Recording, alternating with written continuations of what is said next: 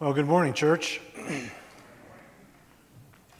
Have you ever wished that you could have been with the women who went to the tomb and saw that it was empty? Or that you could have been standing with Mary Magdalene when she turned around and saw Jesus standing there? Or with the disciples in the room when suddenly Jesus appears out of nowhere? I know I have. In fact, I think almost every Easter for the past 50 years or so, I've had these kinds of thoughts. If only I could have been there. If only I could have seen the empty tomb, seen Jesus, seen his scars, heard him speak, I would never have any doubts again about the resurrection or about Jesus being the Son of God. Of course, the problem is that I want to be able to be there with the disciples while I still have all of the knowledge and experience that comes from living in the 21st century with 50 years of walking with Jesus and 2,000 years of church history and biblical scholarship to bolster my faith along with that. The truth is that if you or I had been with the disciples that morning when they discovered that the tomb was empty, we would have been in exactly the same situation as they were. Emotionally distraught, paralyzed by fear and grief, wondering if the authorities are coming for us next, utterly confused. Why did this happen? What did Jesus mean? What do we do now? There's simply no way to know how we would have responded if we had been there. But what we can know is how those early disciples responded. And that can tell us a lot about what happened that resurrection morning and how we should respond today. So let's begin with the first witness that John recalls for us, Mary Magdalene. Mary went to the tomb that morning along with several other women who had been followers of Jesus. Now, John doesn't mention the others, but the other Gospels give us some help here. And Mary's own words to Peter imply that there were others with her because she says, "We don't know where they have put him." And that shows that she was not alone. The women were there to fulfill their religious duties, the obligations of their personal devotion to the Lord. Because Jesus died shortly before the beginning of Sabbath, there had not been enough time to properly prepare his body for burial. All that could be done was a hasty preliminary cleansing of his body and wrapping it in linen with some spices as a temporary fix until the Sabbath was over. So rising before dawn then, the group of women arrived at the tomb before the sun was up. There was enough light to see that the large stone that had been rolled in front of the tomb to prevent wild animals or thieves from entering, well, it was no longer in place. It had been rolled back out of the way. So Mary sees the stone moved and she immediately reacts. Her first response is to run back to the place where the disciples are staying to look for Peter. Now, I don't know what she thought Peter was supposed to do. I mean, presumably she wanted his help to find the body. But in her shock and grief and anger, she just goes and finds the leader of the disciples and expects him to help. What she told him is instructive, however. She says, "They have taken the Lord out of the tomb, and we don't know where they have put him." Now, from the other accounts of the other Gospels, we know that she and the other women had looked inside. They'd seen that Jesus' body was gone. Mary's assumption is that someone has taken the body, perhaps thieves or enemies who thought of Jesus as a false prophet and wanted to desecrate his corpse. Or perhaps Joseph or Nicodemus had second thoughts about using the new grave and they'd moved him in the night. Whatever has happened, Mary's only concern is that she cannot find the body of the man who had set her free from bondage. She's overwhelmed by grief, and she is absolutely intent on finishing her last act of devotion to Jesus. And what is crucial to note is what she did not say. Mary did not tell Peter or the others, "The tomb is empty. The Lord is risen from the dead." And the reason she did not say that is because she did not believe that. Not yet. After seeing that the tomb in which Jesus had been buried was now empty, Mary's immediate interpretation of what had happened was that someone had taken the body away. And the concern that filled her mind was that she could not fulfill the obligations of devotion and love by giving Jesus a proper burial. What she wanted Peter to do was to help her find Jesus' body so that she and the other women could complete what they needed to do to prepare his body for burial. Mary assumes that Jesus is still dead, which means she was not expecting him to rise from the dead. Well, what about Peter and John? John, the disciple whom Jesus loved, that's John's way of referring to himself. When they heard Mary say that someone had taken Jesus' body, they ran to the tomb to see for themselves. And by the way, we should take note of the fact that all of the disciples knew where the grave was. The idea that the disciples mistakenly believed that Jesus was alive because they went to the wrong tomb, well, that theory is so full of holes, it's harder to believe than Jesus coming back from the dead. So John arrives first. He pokes his head in. He notices the linens. Then Peter arrives. He enters the tomb. John follows in after him. Once inside the tomb, they see that the linen that was wrapped around his body and the cloth that had been wrapped around his head, they're still there in two different piles. But Jesus' body is gone. Now, John says that he believed, and it may be a little shot at Peter because he's implying that Peter did not yet believe. But the truth is, neither of them understood what had happened. Confused, they return to where the rest of the disciples are staying. They just turn around and go back. One thing must have been clear to them, though. Mary's conclusion that someone had moved the body didn't make any sense. Thieves would have been looking for something of value. Well, there was nothing of value in the tomb other than maybe the spices and the linen, but both of those items would have been polluted by touching a dead body and thus of very little value. So thieves might have taken the linens, but they would not have taken the body and left the linens.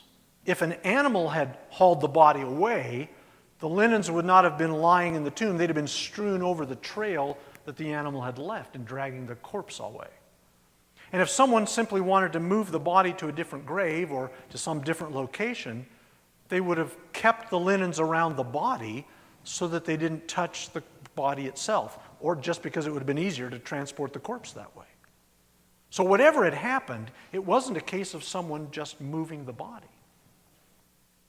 And it's also clear from the actions of Peter and John, as they observed the empty tomb, that in itself did not cause the disciples to conclude that Jesus was risen. It was evidence, but by itself it just left them with questions. It left them with questions because they were not expecting Jesus to come back to life. They had seen him crucified, and that had shattered all of their hopes, all of their expectations of seeing Jesus establish the kingdom of God with himself on the throne. That was now gone. Well, Mary apparently stayed behind when Peter and John returned to the place where the disciples were staying. She's still consumed with grief, and she's weeping. And like any one of us might have done, she bends down to look just one more time to see if she can see his body. And instead, she encounters two angels who appear to her and ask her why she's crying. Her answer is the same that she gave to Peter. She still thinks someone has taken the body of Jesus. She doesn't know where to find him so she can finish what she started. I can almost hear her saying to herself over and over and over again, I have to find his body. I have to finish spicing the body. I have to find his body. I have to finish spicing the body. And then Jesus himself appears behind her, just outside the tomb, and asks her the same question that the angels asked. She thinks he might be the gardener, the owner of the property, or the guy who's responsible for maintaining it. Maybe he's the one who moved the body. So she begs him to show her where he has taken the body. Now, someone might think that Mary must have just been completely oblivious not to have noticed, two angels appearing in the tomb. They weren't there before. Or to notice Jesus when he appears behind her. But quite honestly, that's unfair and quite unrealistic to expect. Because first of all, Mary's been weeping. Her sight would certainly have been compromised by her tears. It's not just a little, tracks of a tear on my cheek. She's weeping. Furthermore, it's not hard to imagine that in her state of mind, Mary would be uncertain of what's going on around her after she finds the body missing. She is shocked. She's bewildered. And as far as, these two angels, or whatever they appeared like. She's made a trip back to the city to find the disciples and then come back to the tomb with Peter and John. The stone is moved away. The entrance to the tomb is open all of that time. It would have been an easy thing for someone to have come into the tomb during that time without her being aware of it. So she's not stunned by the fact that there's somebody there that wasn't there before. Besides, in addition to having her sight affected by her tears, Mary is mentally and emotionally blinded by her grief and her expectations. She cannot see past her own hurt. She cannot see past her determination to fulfill what she understands as her religious obligations, her experience. Now, please don't ever forget that people in the first century were very familiar with death. Okay? Death was not a stranger to them, and burial practices were well-established cultural patterns with which everyone had far too much experience. There were no special morticians that took care of the dead. You took care of your own dead. Mary's understanding of the world had a very clear place for death and burial. But she had no place in her understanding for resurrection of a dead person back to life. And that made it easy for her to hear Jesus ask her something and think, oh, he might be the gardener. But then he said her name. And instantly, she knew that voice. That voice was the voice of her teacher. That voice was the voice of her Lord, the one who had set her free from the demons. There was no one else who had ever spoken to her like that. And now, all of her previous experience with death, her understanding of what this world was like, all of her fears about what had happened, all of that evaporates in the overwhelming reality of the presence of the Jesus she knows and loves. And now she is desperate to hold on to him. Mary was a hugger. There's no question about it. Okay? She grasped hold of Jesus so hard. She's determined she will never let him go. And Jesus has to assure her, probably with a smile, if not a laugh, he said, Mary, it's okay. You don't have to try to keep me here. I'm going to ascend to the Father soon, but I'm not going anywhere just yet. It's all right. Now, I doubt that Mary could have explained what had happened. I doubt that at the moment she could even understood what happened. But what I don't doubt for a moment is that Mary knew that the same Jesus who had driven out the demons that tortured her, the same Jesus whom she had followed, who had taught her and shown her the love of God, the same Jesus she had seen die on the cross, the same Jesus whose body she had helped to wrap with spices and linen and which she had watched be carried into the tomb, that same Jesus was now alive and standing in front of her. Of that she had no doubt. But speaking of doubting, let's take a look at the most famous doubter of all, the disciple Thomas. Now, John's account sets this up really well for us. He starts by telling about Jesus' first appearance to some others who had their doubts, a group of disciples on the evening of that first resurrection day. So after seeing Jesus, Mary returns to the disciples. She reports to them that she's seen the Lord. I've seen the Lord. She starts telling him what he told her. Now, John doesn't mention that their initial reaction was disbelief. The other Gospels, especially Luke, make that very clear, that the rest of the disciples thought that the women were just hysterical. And that would have been a very normal response in the first century. See, women were typically viewed in Jewish culture as being prone to exaggeration and deceit. In fact, women were deemed to be unreliable witnesses, so they were not allowed to give testimony in legal proceedings, except in a few rare situations, such as allowing a widow to confirm the identity of her deceased husband. But other than that, they weren't allowed to testify in court. Here's why that's important. Like all of the gospel writers, John makes it very clear that the first disciples to give witness to the resurrection of Jesus were women. And the fact that the authors of the Gospels insisted on including that point in their accounts of the resurrection points to the truthfulness of what they wrote. Because in the first century, among the Jews, with this cultural expectation that a woman's testimony could not be trusted, You would never invent a story that you want others to believe and have the primary witnesses be women. You just wouldn't do that. And yet they did. So the disciples are gathered together. Right? They're listening to the reports that Jesus is alive. They're asking, can they believe it? Is this real? What do you think? The arguments are getting heated back and forth.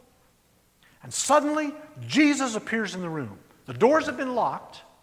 No one lets him in. He's just there.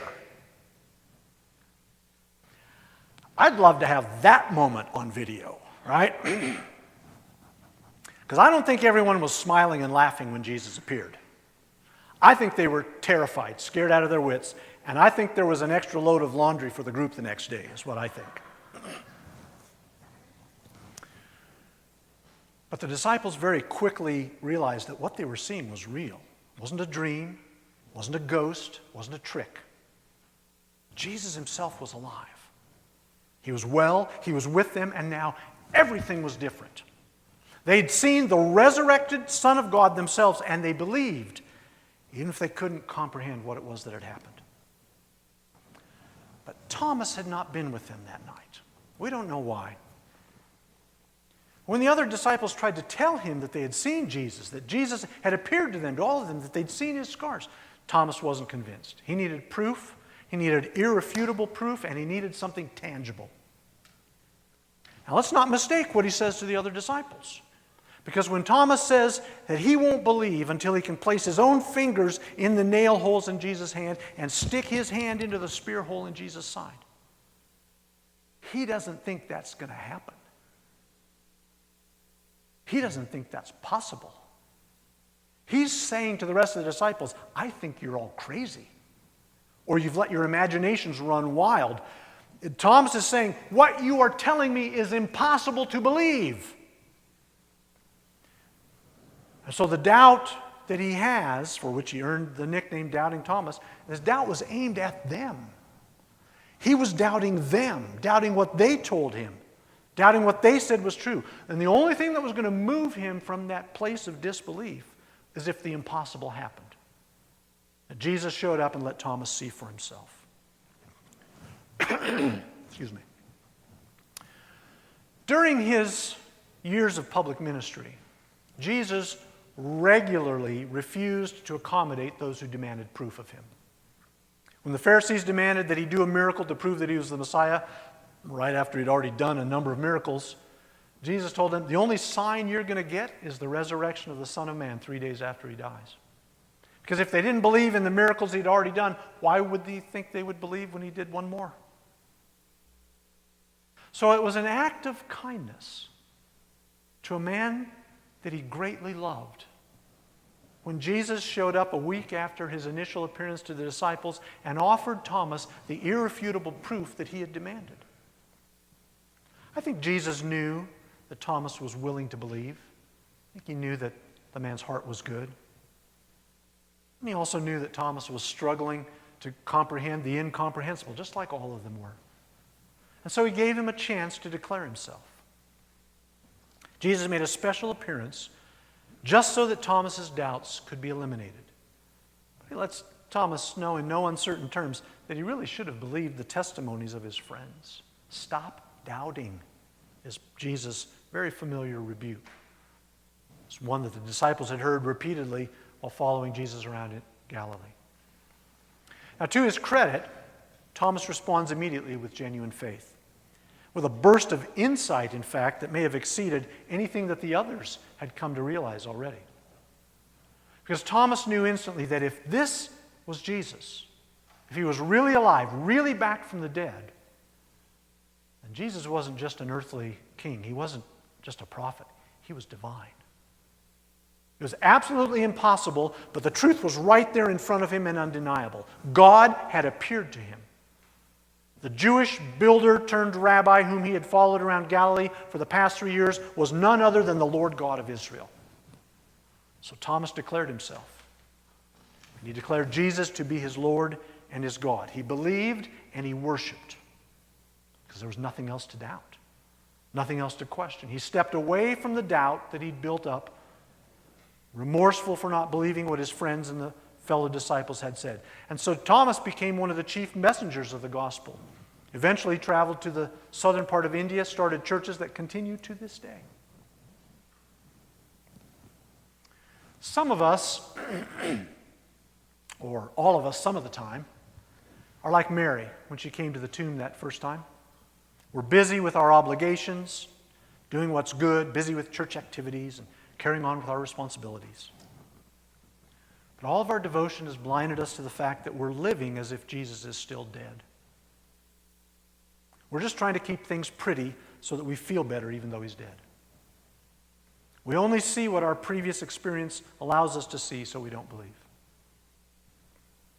Some of us, or all of us some of the time, are like Peter and John when they saw the empty tomb.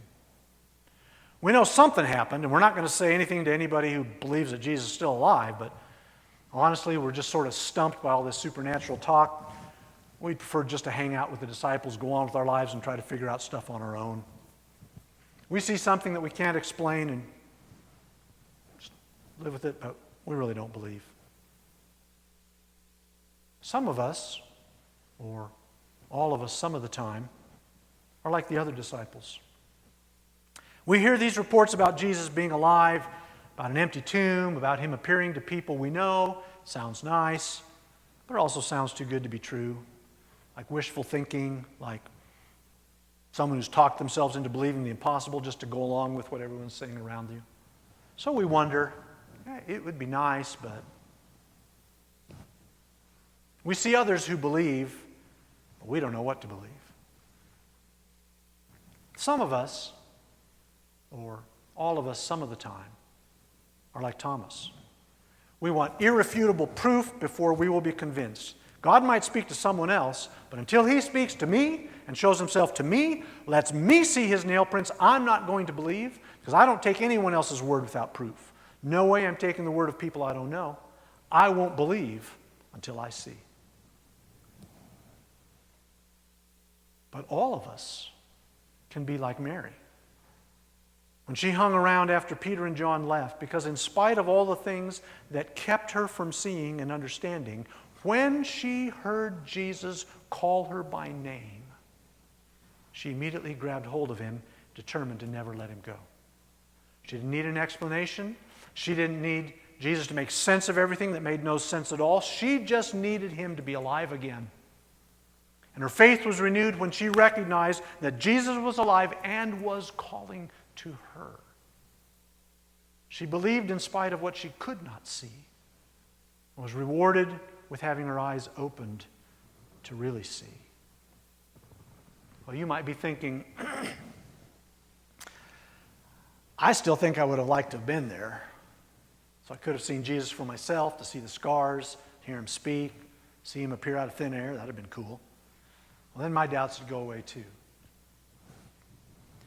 Friend, you're precisely the person that John was writing for. You are the person Jesus said would be blessed. The one who hasn't seen, who didn't get to put her fingers in his side, still chose to believe the testimonies of the ones who were able to do so. John told us about Mary, about Peter, about Thomas, and about himself to show us that just like us, they all had doubts, they all didn't understand, they all wondered if it was true, and then Jesus showed up and changed everything. And so they passed on what they now knew to be true to those who weren't able to be there. Because Jesus came out of the grave and showed up in the room where they were hiding out of fear without coming through the door. And I want to tell you, he is still showing up today. He doesn't appear in person, not like he did for about 6 weeks after the resurrection. But John's record of what Jesus said, his blessing, still holds true. Blessed are those who have not seen and yet have believed. And Jesus is still breathing on his disciples. He's still sending his Holy Spirit to live in us, to be his presence, so that the resurrection is realized in our lives every day and not just once a year. So even if you can't see him with your eyes, you can believe the testimony of someone who did. You can be someone who hears what John wrote and believes that Jesus is the Messiah, the Son of the living God, finds eternal life as a result. And you can experience the reality of the living God, the risen Lord, who comes by His Spirit to live in His people today and show Himself alive to a world that is filled with doubters and skeptics. You can become one of those who, like Thomas, started out doubting, found himself face to face with the risen Christ, and sent out with the message that Jesus, your Lord and your God, is risen from the dead. That can be you. What does it take? It takes humbling yourself, saying, I'll never be able to be where they stood and see what they saw. So I've got to decide if I'm going to believe what they said because they saw it and it changed them. Because if that's true, then it can change me too.